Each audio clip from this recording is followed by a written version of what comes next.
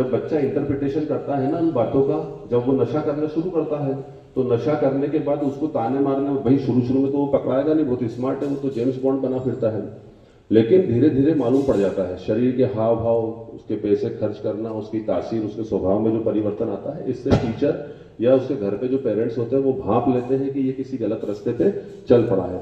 फिर उसकी थोड़ी सी निगरानी रखना शुरू की जाती है, फिर उसके बाद वो ट्रैक हो जाता है कि हाँ यार ये बच्चे ने जो है ये गलत आदत पकड़ ली है। फिर पेरेंट्स उसको समझाते भी हैं, डांटते भी हैं, मारते भी हैं, चिल्लाते भी हैं, और यही सारी चीजें जो है उसके जो भी हितैषी व्यक्ति होती है वो सब करते हैं, चाहे वो टीचर हो, चाहे उनका पड़ोसी हो, चाहे बड़ा भाई हो, चाहे छोटा भाई हो, कोई भी हो, इस मेथड को अपनाते हैं, लेकिन वो सुनने को राजी नहीं होता है। तो कई बार ये भी हमने देखा है कि बच्चे इन चीजों के फ्रस्ट्रेशन में आके सुसाइड भी कर लेते हैं। 2-3 इंसिडेंट अपने कोतवाली थाना क्षेत्र में भी हो चुके हैं, उनके नाम नहीं लूंगा। तो इस प्रकार से जो है बच्चे एक छोटी सी बात को इंटरप्रेट कर लेते कि अरे यार मेरा तो इस जीवन में कोई स्थान नहीं है, मेरे घर वाले कदर नहीं कर रहे हैं, मुझे तो लगता है कि मेरे को जीना ही नहीं चाहिए, ऐसा इंटरप्रिटेशन कर रहे हैं। घर वालों को पता ही नहीं रहता कि साहब ऐसा सुसाइड क्यों कर लिया, हम तो समझ नहीं पा रहे हैं, लेकिन क्यों? क्योंकि वो मन ही मन इमेजिनेशन करना शुरू करता है बाद में। तो ये सारी चीजें जो है ये नशे के जो है दुष्प्रभाव है जो आपके जीवन को बर्बाद कर देते हैं। आज आप लोग भीड़ में बैठे हो इसलिए एक कॉमन स्टूडेंट या कॉमन पर्सन जरूर हो, लेकिन आने वाले समय में आप कॉमन नहीं हो।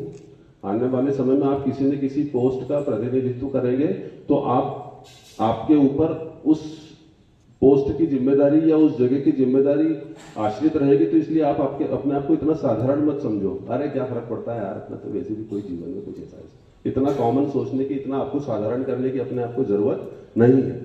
तो ये चीजें आप सोच के अगर करोगे तो आप इससे दूर रहोगे। एक छोटा सा मैं मतलब आपको सजेशन देना चाहूंगा आखिरी बात अपनी समाप्त करते हुए कि नशे से साहब आपने इतनी पूरा बातें तो बता दी कि हाँ नशे के ये दुष्प्रभाव होते हैं, आपने अनुभव भी बता दिए, लेकिन उसको रोकने के लिए क्या करना चाहिए? तो मैंने जो महसूस किया है वो ये है कि आप सबसे अच्छी तो हैबिट यही है कि आप जो है अपने आप को किसी स्पोर्ट्स एक्टिविटी में मतलब इन्वॉल्व करके रखें। कोई भी गेम हो, अगर आप उसमें अपने आप को इन्वॉल्व करके रखोगे तो ये आप मान के चले कि आप नशा जो है नहीं करोगे। आपको वो आपका जो शरीर है, आपका जो मन है वो आपको अलाउ ही नहीं करेगा कि आप जो है इस प्रकार से नशा करें। तो खास तौर से इस एज के बच्चों के लिए तो सजेशन यही है कि वो रनिंग से रिलेटेड एक्सरसाइज जो भी होती है ना वो करें। अभी स्पोर्ट्स एक्टिविटी का मतलब ये नहीं कि बंद कमरे में बैठ गए और चेस की गोटियां को इधर से उधर कर रहे हैं या कैरम कर रहे हैं। रनिंग रिलेटेड एक्सरसाइज जो भी होती है उसमें अगर आपने अपने आप को इन्वॉल्व करा तो आपको 2 बेनिफिट देगी। वो आप दिखने में बिल्कुल दारा सिंह जैसे नहीं दिखोगे, लेकिन आप जो है इतने, जब एक एज आती है ग्रेजुएशन के बाद तब आप अपने आप को इतना फिट कर लोगे कि फिजिकल रिलेटेड जितने भी कंपटीशन होती है तो उसके अंदर आप जो है बड़ी ही आसानी से उसको जो है क्रैक कर लोगे। तो ये आप अगर करोगे तो आप ऑटोमेटिक जो है नशा तो छोड़ो, आप हो सकता है कि आप समोसा खाने में भी सोचो अगर यार खाओगे नहीं खाओ यार इसमें तेल होता है। ये तभी सोचता है आदमी जब वो खुद अपने आप को स्पोर्ट्स एक्टिविटी से जोड़ लेता है।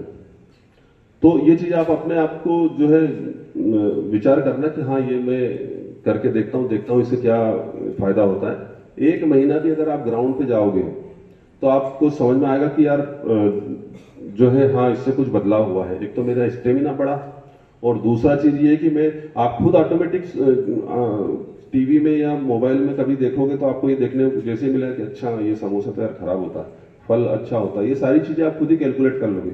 आज की तारीख में किसी को कुछ बताने की जरूरत नहीं, सब ऑटोमेटिक देख के और सीख लेता है, समझ लेता है। तो ये आप हैबिट करके देखें और इस चीज से अपने को दूर रहना है।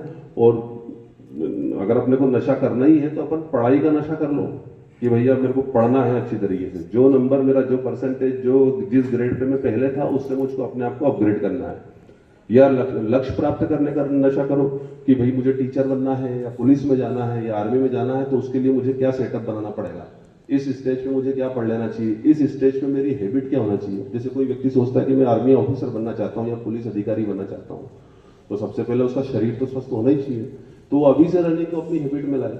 दूसरा, उसको पता है कि मुझे जनरल नॉलेज की मतलब जनरल नॉलेज, जनरल अवेयरनेस की जो है चीजें पूछी जाएगी जब मैं कंपटीशन दूंगा ग्रेजुएशन के बाद, तो अभी से पेपर पढ़ना शुरू करे, अभी से उसको हैबिट में लेके आए। उसको पता है कि लैंग्वेज का पेपर होगा हिंदी का, इंग्लिश का होगा, मैथ्स का होगा।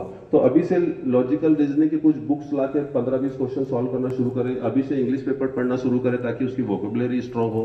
तो ऐसे आप जो भी लक्ष्य आपको लॉन्ग टर्म में बनाना है उसके लिए नशा करो कि मुझे इस लक्ष्य को प्राप्त करने के लिए जो है वो क्या स्ट्रेटेजी बनानी है। तो ये चीजें जो है अगर आप अपने आप को सोचोगे तो आप अपना तो खुद का भला कर ही रहे हो, मतलब अपने जो पेरेंट्स हैं वो बड़ा आपको आप पे गर्व महसूस करेंगे, वो बड़ा सीना ठोक के कहीं पे भी बता सकेंगे नहीं मेरी बेटी या मेरा जो बच्चा है वो बड़ा ही डिसेंट है, लाइन पे चल रहा है। तो इस प्रकार से आपको अपने जो है जीवन को दिशा देनी है। Thank you.